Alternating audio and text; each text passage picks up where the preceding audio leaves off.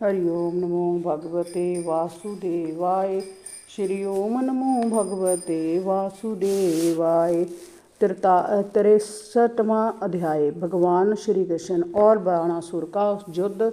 श्री सुखदेव जी ने कहा, परीक्षित, अचानक द्वारका से अनिरुद्ध के गायब हो जाने से सभी को चिंता होने लगी। बरसात के 4 माह बीत गए थे पर उसका कहीं पता नहीं चल रहा था। तब एक दिन नारद जी वहां आए और उन्होंने अनिरुद्ध के शोणितपुर में होने की बात बताई और बाणासुर द्वारा उसे नागपाश में बांधे जाने का समाचार दिया। सारा समाचार जानकर भगवान श्री कृष्ण और बलराम जी ने 12 अक्षौणी सेना लेकर शोणितपुर पर चढ़ाई कर दी। तब जब बाणासुर को पता चला तो वह भी 12 अक्षौणी सेना लेकर भगवान श्री कृष्ण के सामने आ डटा। बाणासुर के साथ भगवान शंकर अपने भूत गणों और पुत्र स्वामी कार्तिकेय को लेकर भगवान श्री कृष्ण के से युद्ध करने पहुँचे।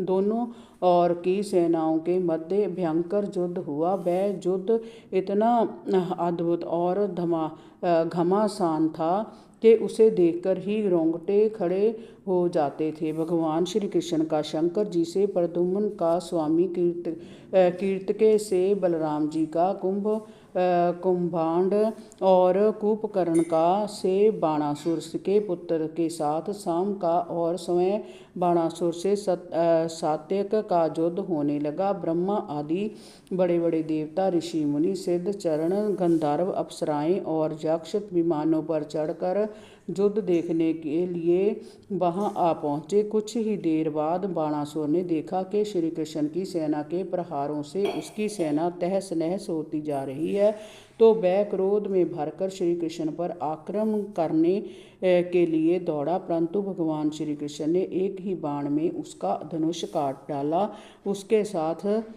उसके सारथी और घोड़ों को धराशायी कर दिया। उसी समय कोटरा नाम की उसकी एक धर्म माता उसके प्राण बचाने के लिए नंग धड़ंग होकर और अपने बालों को बिखेर कर भगवान श्री कृष्ण के सामने आ खड़ी हुई।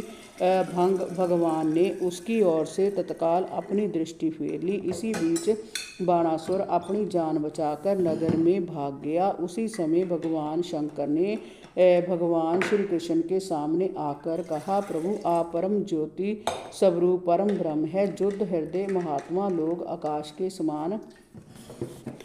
हरि ओम नमो भगवते वासुदेवाय। श्री ओम नमो भगवते वासुदेवाय।